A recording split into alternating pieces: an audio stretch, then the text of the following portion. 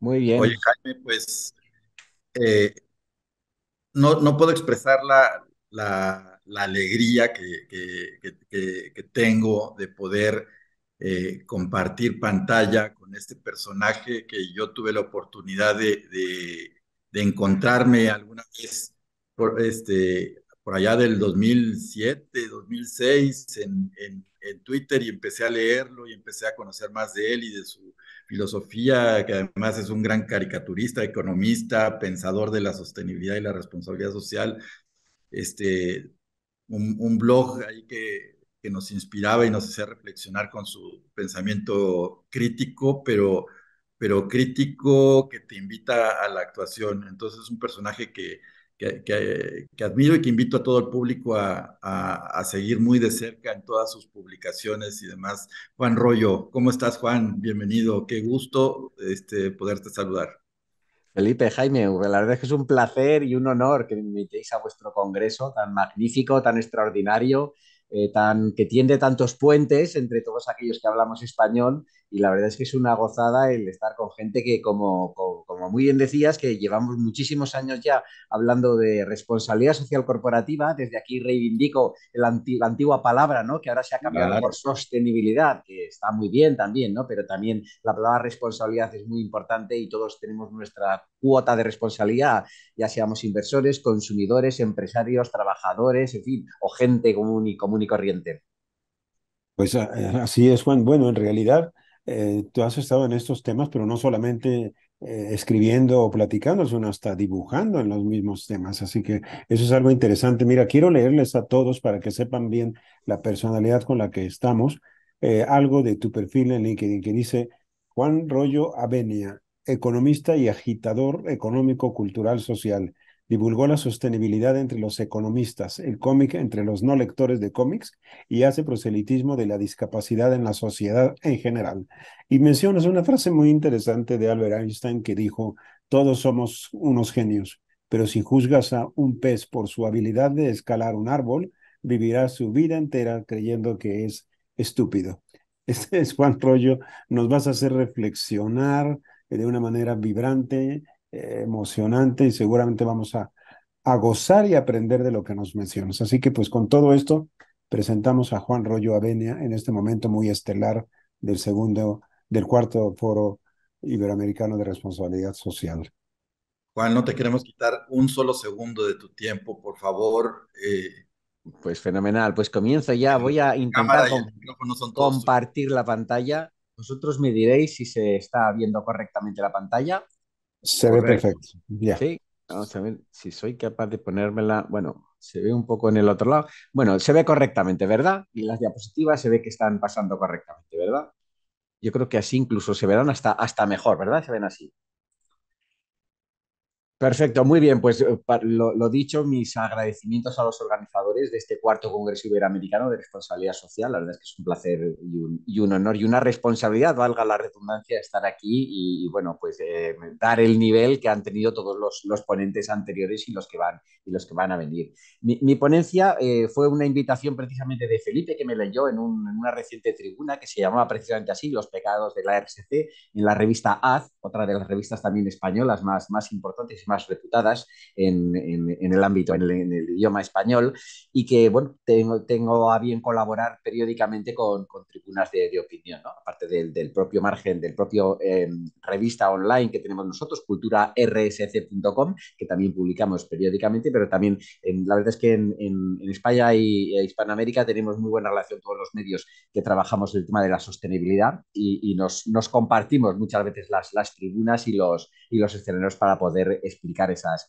ideas, ¿no? Y esta era los pecados de la RSC. ¿Y cuál es uno de los primeros pecados de la RSC? Pues precisamente un poco caer, ¿no?, en esa tentación de endiosar a una serie de gurús, ¿no?, que te indican el camino, que te marcan a donde debemos ir, ¿no? Cuando realmente al final la RSC, la responsabilidad social corporativa, lo decía también muy hábilmente también Jaime, ¿no? No deja de ser más que lógica empresarial. Al final realmente cualquier actividad en la vida se trata simplemente de satisfacer una serie de necesidades al final de ser felices. y de impactar lo máximo posible dentro de la sociedad y dentro de nuestro ámbito social en el que estamos. Los gurús, yo creo que los tenemos que tener un poco también bueno, los tenemos que dejar un poco al margen, ¿no? Y operar directamente, ser capaces de impactar en la sociedad de aquella manera que nosotros creamos que somos más convenientes.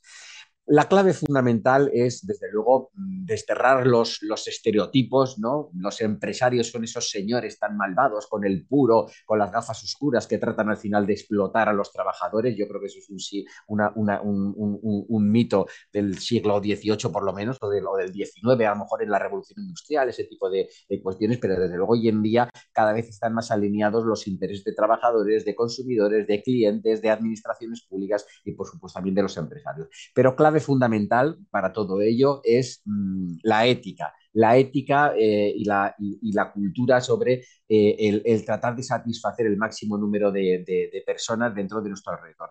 Normalmente, desde un punto de vista personal, todos tenemos un núcleo familiar, pues pareja, hijos, padres, en fin, primos, hermanos, en donde ahí lo tenemos muy claro, ¿no? A quién podemos beneficiar. Y nadie se le ocurriría, estoy hablando a lo mejor pues de los propios hijos, ¿no? De tu propia pareja. Nadie se nos ocurriría primar únicamente nuestros intereses desde un punto de vista individual sin tener en cuenta los intereses de nuestros hijos, de nuestra pareja, etcétera, ¿no? Pues en la sociedad es exactamente lo mismo, ¿no? La ética precisamente es tratar de maximizar la utilidad que los empresarios, en este caso, o los economistas, en mi caso personal, o los profesionales, impactamos en la sociedad. Y la ética es fundamental. Les pongo ahí unos personajes también, como ese que está en el centro, ¿no? Saul Goodman, que es el personaje maravilloso de la serie Better Call Saul y también de la serie Breaking Bad, ¿no? En donde también es un personaje que es justo la antítesis de lo que estoy contando, ¿no? Trata de hacer cualquier tipo de, fin, de trampas con tal de conseguir sus objetivos financieros, ¿no? Y yo aquí les querría traer una persona que es absolutamente imprescindible, que yo cuando la conocí no me lo podía creer. Se trata de Catherine Schweizer.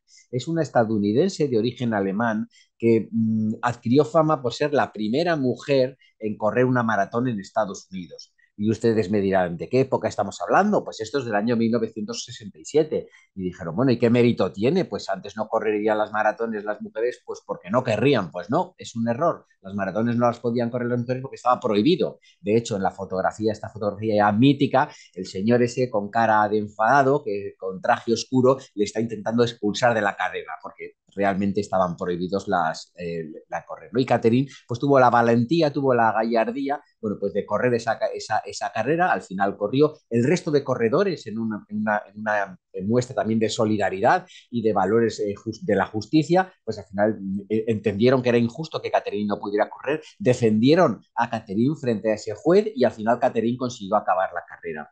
A partir de ese momento, al año siguiente, pues aquí pueden ver la fotografía entre Catherine y el juez, ¿no? Pues ya no están enfadados, al final ya se había restablecido la lógica, el sentido más común, y las mujeres también pudieron correr maratones y a partir de ese momento, pues hicieron esa foto tan encantados de la vida, no había ningún problema, ¿no? Y esta es Catherine hoy en día, pues que sigue corriendo maratones, esta foto es del año 2017, me parece, y sigue corriendo maratones en Estados Unidos. ¿Y por qué le digo que esto es absolutamente lógica y que no tiene ningún valor añadido más allá de la idea posible? Porque al final los economistas tampoco, perdón, estoy un poco enfriado.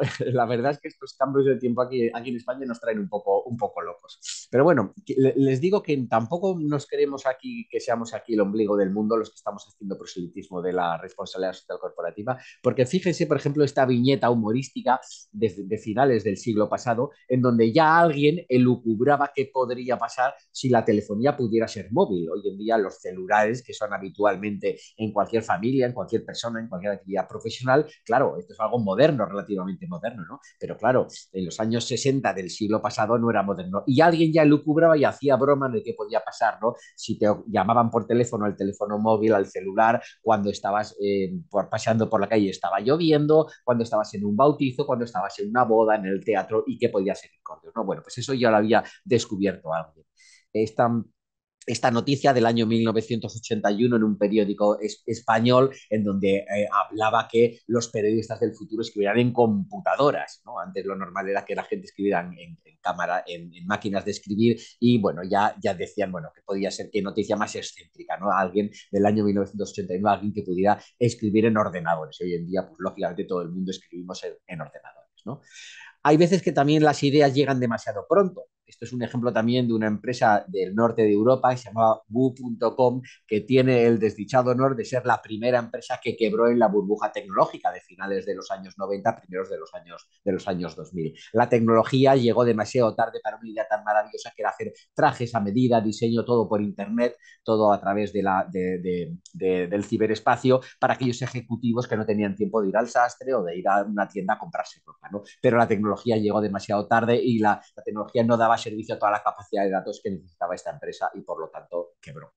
La burbuja de la subprime del año 2008 posteriormente, pues fue también algo absolutamente irracional, una exuberancia irracional del estilo de las que ya Alan Greenspan criticaba acerca de los derivados financieros, esto otro tipo de derivados financieros, pero al final, ¿qué es lo que hizo? Bueno, pues un montón de daño, un montón de dolor, un montón de gente que perdió su trabajo, un montón de inversores que perdieron su dinero, un montón de ahorradores que perdieron todos sus ahorros, etcétera, ¿no? Y claro, los mercados financieros, que son un paradigma también de la economía capitalista, de la economía del mercado, claro, pues realmente si tú coges cualquier pantalla de bolsa, pues realmente al final te encuentras con esta amalgama de colores, de tamaños, unas acciones suben, otras acciones bajas. ¿Y qué es lo que sucede? Que al final hay una especie como de paroxismo en los mercados financieros, ¿no? Esta viñeta publicada en el Economist en el año 1997 hace un poco también alusión, ¿no?, de cómo se forman esas burbujas financieras y cómo se forman tanto los pánicos de compra como los pánicos de venta, ¿no? Un señor que está buscando, que está haciendo una herramienta de Excel para construir una serie de base de datos, otro señor oye que si realmente está hablando de una Excel o realmente piensa que está hablando en inglés y está hablando en vez de Excel, de sell vender. Y a partir de aquel se produce un pánico total absoluto porque nadie quiere ser el último que venda porque lógicamente los precios habrán caído, ¿no? Por esa misma, en la viñeta de abajo hay algún inversor, hay un inversor que está así con el sombrero, que ya está cansado de perder dinero, dice que el mercado es una locura, que no hay quien lo tienda, y se va, y dice goodbye, se despide diciendo goodbye. Pero bye, goodbye, bye en inglés es bye comprar, con lo cual hay gente que se parece que alguien va a empezar a comprar y no quieren ser los últimos en comprar, prefieren comprar cuando está barato y se produce otra burbuja exactamente igual, otro pánico exactamente igual, pero este alcista, ¿no? Esto precisamente es lo que desde el punto de vista de la responsabilidad social corporativa tratamos de, bueno, de ser capaces de, bueno, pues de controlar y de hacer sostenible, ¿no?, ese tipo de comportamientos. Claro, ¿por qué? Porque muchas veces cuando hablamos exclusivamente de los mercados financieros entendemos que el pasado es lineal y somos capaces de alguna manera de tratar de predecir el futuro.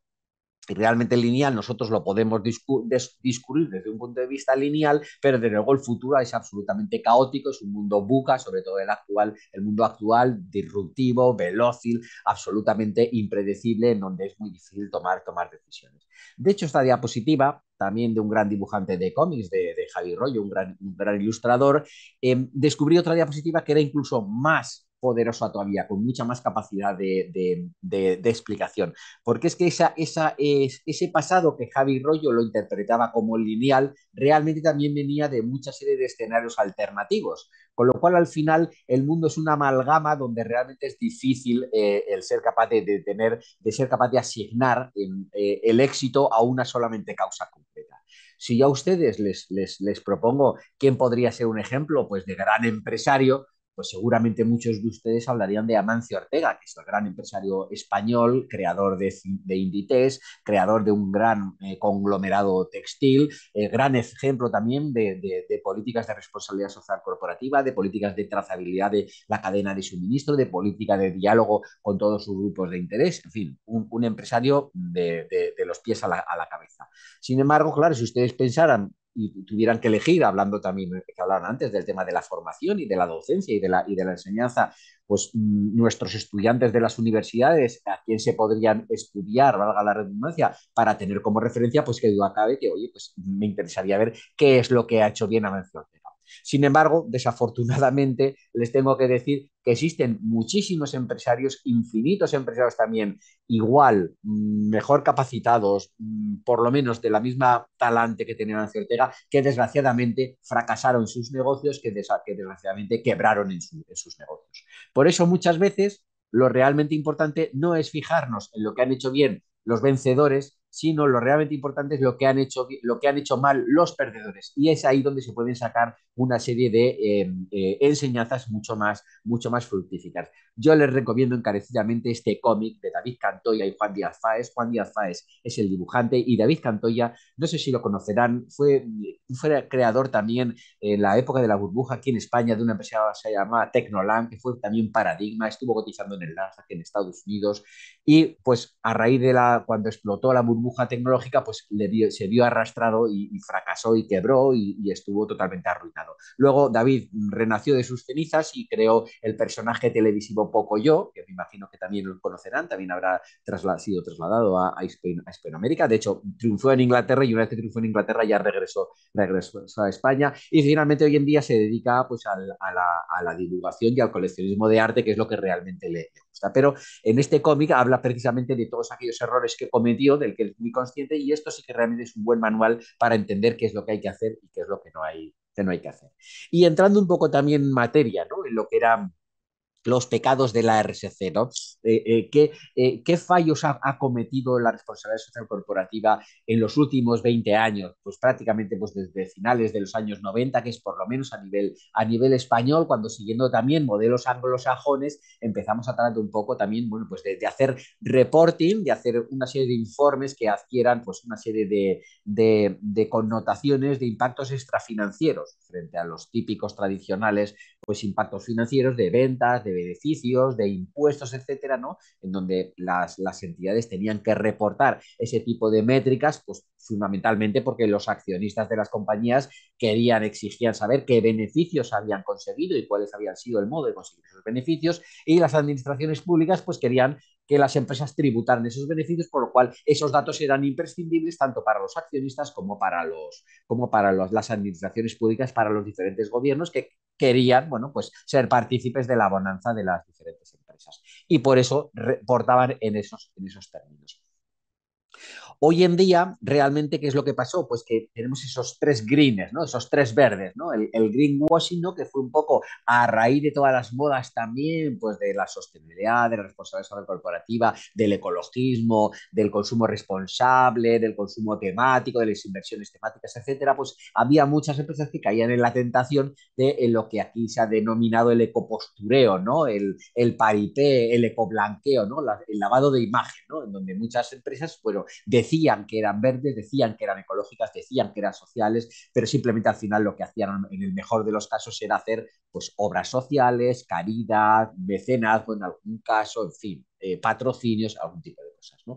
Pero realmente, como decía el gran Jordi Jaumà, editor fallecido recientemente de Diario Responsable y también uno de los grandes medios de comunicación latinoamericanos, españoles y de pasado el océano, él hablaba siempre que él no le interesaba cuando iba a entrevistar a un gran empresario que le dijera qué es lo que hacía con su dinero, con sus excedentes. A él lo que le interesaba era ver cómo conseguía ese dinero, cómo durante toda esa cadena de proceso productivo era capaz de conseguir esos excedentes. Ahí donde estaba realmente la clave, ¿no? Por eso muchas también caían también en ese ecoposturo, ese lavado de imagen, ¿no? Pero hoy en día nos hemos pasado también un poco, ¿no? Y sobre todo, como comentaré después, en toda la maraña, en todo ese tsunami normativo que está habiendo a nivel por lo menos europeo, y yo me consta que también en el mundo anglosajón, incluso en Hispanoamérica también existe también una gran regulación, pero desde luego Europa ha sido algo absolutamente brutal en los últimos 4, 5, 6, 7 años. Bueno, pues hay muchas empresas, muchas entidades que, bueno, que tienen una gran ilusión por ser verde y efectivamente también hay algo que al gran Jordi Jaumà le ponía especialmente nervioso, ¿no? Era esa frase en la que todos los grandes directivos, todos los primeros ejecutivos de las empresas decían que ellos tenían la RSC, la sostenibilidad, en el ADN, ¿no? Y ya parece que con eso ya era marchamo de calidad y tal, ¿no? Bueno, pues ese deseo de ser verde luego también se tiene que bajar a la realidad y lo que no son cuentas al final, pues son cuentos, ¿no? Y luego otro greenwashing que también entraremos un poco ahora a debatir, el hashing es el susurro, ¿no? En inglés, ¿no? Y eso que es el ecosilencio, ¿no? O sea, hemos pasado de una época en donde contábamos cosas que no eran, hemos pasado a hacer otro tipo de cosas en donde al final, bueno, pues teníamos grandes expectativas de hacer cosas, pero realmente no lo hacíamos. Y ahora, ¿qué es lo que ha pasado? Con todo este tsunami normativo que ha habido, realmente sí que es verdad que estamos haciendo muchas cosas, las empresas están trabajando mucho, tanto en temas de gobierno corporativo, en temas sociales o en temas medioambientales, pero no se atreven a contarlo porque no vaya a ser que les acusen de greenwashing, ¿no? Y realmente para que no me acusen de greenwashing estoy cayendo en greenhashing, ¿no? Para que no me acusen de ecopostureo estoy cayendo en el ecosilencio. ¿Y por qué creen ustedes que es un problema este ecosilencio? Pues porque no generamos buenas prácticas, no generamos buena imitación de las buenas prácticas y no movemos a la acción al resto de empresas, ¿no? Esas ideas buenas que yo he tenido en materia de sostenibilidad, si se quedan solamente dentro del ámbito interno, pues realmente al final no te llevan a ningún lado, porque lo que queremos al final es que el impacto sea global. Los problemas del planeta no se solucionan desde un punto de vista microeconómico, se solucionan desde un punto de vista macroeconómico. Les hablaba de ese greenwashing, ¿no? Yo creo que aquí la labor fundamental de los bancos y de las entidades financieras es fundamental. Recientemente en España, en Madrid, tuvimos también una reunión con grandes gestoras, no solo españolas, sino también extranjeras y con grandes proveedores de datos extrafinancieros que también son fuente primaria de información para los grandes fondos de inversión, que son los que en definitiva mueven a la acción a las acciones cotizadas en bolsa, que son las más grandes del mundo. Hay otras empresas también muy importantes, no cotizadas, pero desde luego es obvio que las más grandes son las cotizadas, ¿no? Y bueno, ya cada vez para definir entre lo que son fondos de inversión socialmente responsables y el resto de fondos, cada vez ya hay una serie de criterios más homogéneos. Es verdad que al final, gracias en muchísimos casos también a la taxonomía, que en Europa se ha definido, esa taxonomía medioambiental que ya define exactamente qué es verde y qué es marrón, que es gris, o llámenlo ustedes como quieran, en cualquier caso ya se está definiendo. Esa taxonomía, además, que viene por un reglamento de la Unión Europea, se ha visto también añadida, sumada por otro reglamento también de la Unión Europea, Hola, doña Cote. en donde al final obliga a las entidades, a los fondos de inversión, a definir cuáles son aquellos indicadores básicos para definirse de una manera o de otra manera. Y luego, por último, otra directiva también de la Unión Europea, MIFID, en donde al final lo que hacen es preguntar a los inversores cuáles son sus preferencias en materia de sostenibilidad, de tal manera que tanto oferta como demanda, el círculo se cierra, tenemos una definición de lo que es medio ambiente, tenemos unas características de fondos de inversión medioambientales y tenemos un inversores que tiene que decidir si prefiere un tipo de fondo de inversión u otro tipo de fondo de inversión.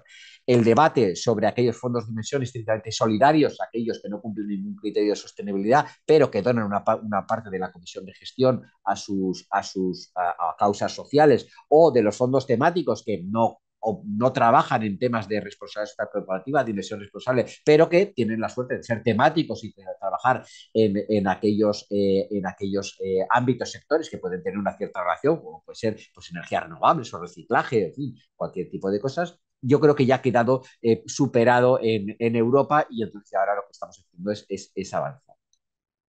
Y claro, ¿qué es lo que sucede? Que el greenwashing ha llevado en muchos casos también a propiciar también, pues claro, pues que duda cabe, las fake news, las noticias falsas, ¿no? Que tanto corren por redes sociales. Esto no es algo realmente novedoso de este siglo ni de estos años, ¿no? Fíjense esta fotografía del año 1911. Eso es una fotografía, aunque parezca un cuadro, es una fotografía tomada en directo por el fotógrafo Francis James cuando se hundió un barco de 3 mástiles en Inglaterra, ¿no? Bueno, ahí en la otra parte queda la noticia también reflejada en la prensa, pero ¿qué es lo que sucedía? Pues que durante la Primera Guerra Mundial muchos de los espías alemanes tomaban esa fotografía como si ellos hubieran sido los que hubieran hundido ese barco. Y era un primer ejemplo clarísimo de lo que era una fake news, ¿no? Sacarlo del contexto y ponerlo en otro sitio. Es decir, no necesitamos la inteligencia artificial, no necesitamos redes sociales para tratar de transmitir noticias falsas. Cuando yo les hablaba de esos deseos de ser verde, de ese ecopostureo también, con ese deseo, ¿no? Esas declaraciones tan pomposas, ¿no? Pues realmente al final, desde un punto de vista estratégico, la RSC, la sostenibilidad, ya ha dejado de ser en Europa, España en concreto, que es el ámbito donde yo estoy más profesionalmente más trabajando, ha dejado de ser una moda. Todos los grandes ejecutivos españoles plantean, implementan estrategias a medio plazo en pos de sostenibilidad y con transversalidad, con diálogo, con materialidad, con todo lo que ustedes quieran. Sin embargo, los propios directivos también consideran que en muchas ocasiones se exageran también ese tipo de esfuerzos y que al final la estrategia va por un sitio, pero luego en el reporting periódico que tendrían que ser capaces las memorias de sostenibilidad, ¿no? de llevar ese tipo de reporting, ahí es donde fracasan un poco, ahí es donde, bueno, pues deberían de hacer un poco más de hincapié, encontrar un poco más de trazabilidad en todo ese cuadro de mando integral, de la misma manera, de forma similar que hacemos con la economía final, con la información financiera. Sí que es verdad que, claro, la contabilidad financiera, claro, tiene una tradición, pues fijaros, desde Pacioli, desde, bueno, de tiempos inmemorables, casi prácticamente desde Adam Smith, ¿no? Y la teoría de la riqueza de las naciones. Claro, la contabilidad extrafinanciera nos tenemos que pasar en GRI, en Global Reporting Initiative, y claro, es mucho más difícil pese a que no existen dudas acerca de la cuantificación y de la materialidad de los diferentes ítems a tratar, ¿no? Y tampoco el enfoque de gestión que tienen todos y cada uno de los parámetros. Pero qué duda cabe que en un mundo en donde al final hemos cambiado la mentalidad del capitalismo, en donde antes estaba solo enfocado, aparte de la rentabilidad financiera, y ahora lo enfocamos, por eso el nombre de sostenibilidad, hacia los riesgos tanto financieros como extrafinancieros, pues qué duda cabe que a pesar de la velocidad con la que estamos entrando en el siglo XXI, pues qué duda cabe que todavía hay ciertos, bueno, pues barreras, ¿no? Para ser capaces de encontrar esa manera tan transparente y tan homogénea para poder comparar diferentes escenarios, diferentes compañías, diferentes años, ¿no? Tanto sobre todo de forma homogénea en los mismos sectores, ¿no? ¿Y cuál es la clave aquí? Pues la relevancia, ¿no? Decía el gran poeta español que es poesía, ¿no? Y dices mientras me clavas en mi pupila, tu pupila azul, ¿qué es lo que es poesía? Y tú me preguntas, poesía eres tú, el gran Gustavo Adolfo Bécquer. Bueno, pues yo lo he cambiado haciendo una pequeña broma, ¿no? Y en vez de poesía, ¿qué es lo relevante? ¿No? Pues ¿qué es lo relevante? Aquello que realmente genera un impacto. ¿Y dónde? Pues en la sociedad, en el propio gobierno corporativo, particulares de derechos humanos, de corrupción o en el medio ambiente, ¿no? Y es muy importante que ese impacto puede ser positivo o negativo. Y yo tengo que reflejar, tengo que reportar tanto los positivos como los negativos. Claro, si yo soy el empresario, si soy el directivo, el primer ejecutivo de una compañía, claro, la tentación es solamente reflejar los positivos, ¿no? Pero la clave está fundamentalmente en reflejar aquellos negativos. De hecho, este tipo de información se basa fundamentalmente en ver cómo somos capaces de afrontar los riesgos, que es lo que realmente incide en lo que es la sostenibilidad y la supervivencia de la empresa en un mundo tan global, ¿no? Por eso es muy importante, ¿no? Frente a esas fake news, frente a ese tipo de, en fin, de etiquetas, ¿no? Pues que toda la información sea fidedigna, comparable, verificable, revisable y puede que se pueda demostrar, ¿no?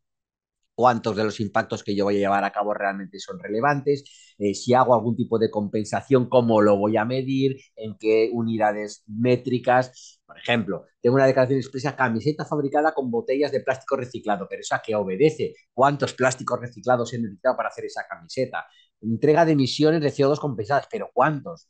El alcance 1, el alcance 2, el alcance 3, ¿eso cuánto se ha traducido en dinero para tener a lo mejor también una medida, ¿no? de la importancia que ha tenido en mi cuenta de resultados, ¿no? Envases fabricados con un 30% de plástico reciclado, protección solar respetuosa con los océanos. Todo este tipo de definiciones que son tan genéricas, pues debemos ir poco a poco incorporándolos. Y desde luego las directivas europeas van en esta línea, ¿no? Por supuestísimo, al final también es verdad que hay una proliferación de etiquetas, de normativas, de, en fin, de entidades de normalización y al final lo que debemos ir cada vez más a que seamos cada vez más homogéneos y más comparables entre todos. Y esto, ¿por qué realmente esto que yo les estoy contando? Pues desde luego ahora una visión, el término holístico a mí realmente me parece un poco cursi, pero cada vez está más implantado en la sociedad, en la comunidad empresarial, científica, académica, ¿no? Y no deja de ser más que algo como si fuera una máquina compleja, ¿no?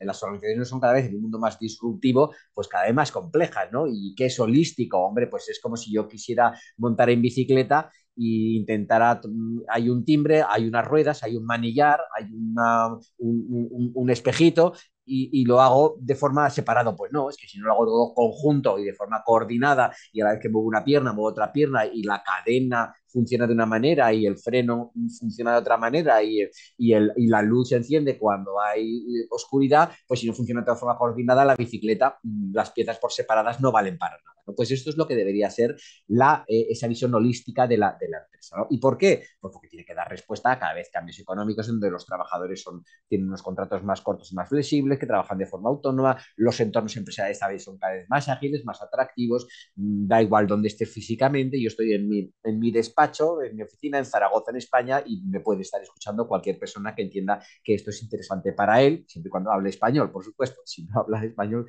va a ser más difícil, pero bueno, habrá también traductores que puedan traducir aquello que es más importante, ¿no? Y luego, desde un punto de vista organizativo, pues desde luego la multidisciplinaridad,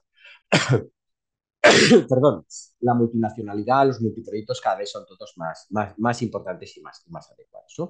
¿Y cuál es la justificación académica teórica? Pues que lo comentaba al principio, ¿no? Si el capitalismo, la tradicional visión del capitalismo es que una vez que nosotros maximizamos el beneficio, ya se maximizaba el beneficio para todas las partes interesadas, es decir, si todos y cada una de las empresas tratan de maximizar el beneficio, al final se maximiza el beneficio total. ¿Esto qué diferencia hay? Hombre, hay una diferencia fundamental, sobre todo con las economías totalitarias, las economías donde el Estado es el que organiza la economía y asigna la producción a zonas geográficas determinadas, a personas determinadas, o que obliga a cada persona a comprarse la casa que el Estado defina, o le obliga a las personas a trabajar en aquello que el Estado defina, o le obliga a las personas a vestir de una manera determinada, ¿no? Estos tipos de sociedades que pueden ser distópicas, pero que desde luego ya muchos comportamientos, muchos gobiernos también tienen esa tentación de caer en ellos, rompe totalmente con la nueva visión del capitalismo, que es que no solamente con nuestras decisiones tenemos que pensar en aquello que es beneficioso para nosotros mismos, sino que es beneficioso para toda la sociedad. De tal manera que al final, si todo el mundo toma sus decisiones pensando en aquello que es beneficioso para sí mismo, pero también para la sociedad, el impacto total en la sociedad es muchísimo más interesante.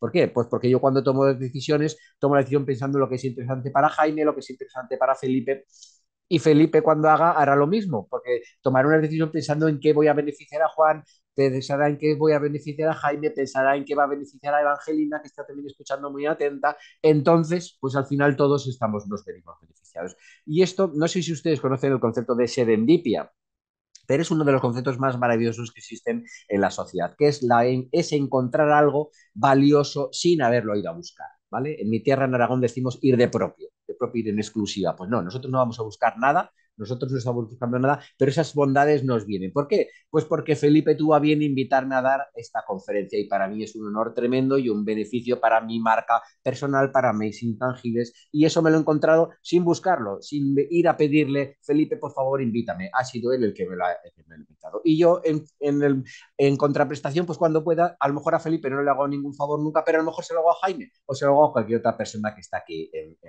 viendo esta presentación.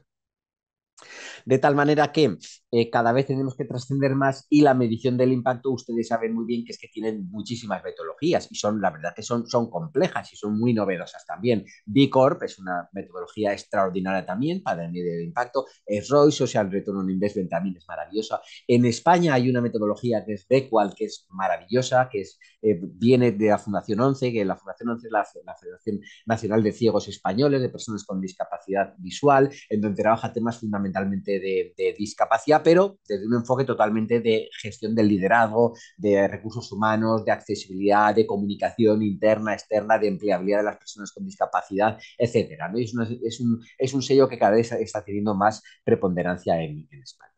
¿Qué es lo que queremos realmente conseguir con este nuevo estilo de gestión? Pues desde luego estrategia y luego reporting, desde luego también reputación, confianza, licencia social para operar, muy importante también trascender a la competitividad, que en muchos casos también produce efectos también dañinos y perjudiciales, y en muchos casos también esa excesiva competitividad no deja de ser un juego de suma cero, en donde al final lo que gane uno lo pierde otro, esas estrategias comerciales muy agresivas, de llamadas por teléfono agresivas, ese telemarketing que no tiene ni sentido ni pies ni sentido, ¿no? Y que de hecho muchas de esas estrategias también incluso las propias ONG las compran y las utilizan hoy en día, ¿no? Pero bueno, en cualquier caso, desde la RSC lo que probamos es eso, eficiencia, equilibrio, colaboración en muchísimos casos también, ¿no? ¿Y cómo lo conseguimos? Pues básicamente a través de la transparencia, a través de la innovación social, a través de las personas. Las personas son la clave de la responsabilidad social corporativa, organizando lo que son las prioridades, enfocándonos en aquellos aspectos que son más relevantes, que son prioritarios, no confundir lo urgente con lo importante, con lo realmente relevante, tener muy claro cuál es el mapa donde queremos llegar, porque si no, otra vez Javi Rollo, magnífico ilustrador, ¿no? Nos podemos perder los proyectos ilusionantes, a la gente divertida, a las grandes ideas. Y por último me quedo ya con dos portadas de dos revistas que no son, en fin, para nada sospechosas de no ser valedoras de la economía de mercado, Time, que ayuda, anima a hacer más bien todavía, a generar más impacto, y Financial Times, que ayuda a resetar el capitalismo y a empezar a trabajar de nuevo. Pues muchísimas gracias por la atención, creo que me he pasado unos minutillos, pero bueno, estoy encantado de estar con ustedes. Muchísimas gracias. No, Juan, pues, qué maravilla. La verdad es que nos has dado un repaso, una cátedra intensiva, ¿no? Y queremos comprometerte a tenerte en otros espacios para continuar esta conversación y seguirte leyendo y seguirte escuchando. La verdad es que estamos muy agradecidos con tu presentación. De verdad Pues, que sí, dices tú que te pasaste unos minutitos, no, hombre, por nosotros te hubieras pasado mucho más tiempo, claro que porque tenemos otras personas, no, pero sí te quisiéramos tener en otro evento, Juan, nos encantaría, ya después platicamos y vemos porque tienes un contenido obviamente sumamente valioso, útil, pero además una forma de expresarlo que solo tú tienes y que ya lo sé que lo sabes, pero no vale, nunca vale menos que alguien te reconozca esa capacidad y te la agradezca que hoy nos las hayas venido a obsequiar aquí a este excelente congreso. Muchas gracias, Juan. pues muchísimas gracias, un saludo desde España a todos. Bueno, Muy bien. Hasta como luego, nos reportó gracias. Juan José, un Felipe, aplauso para ti.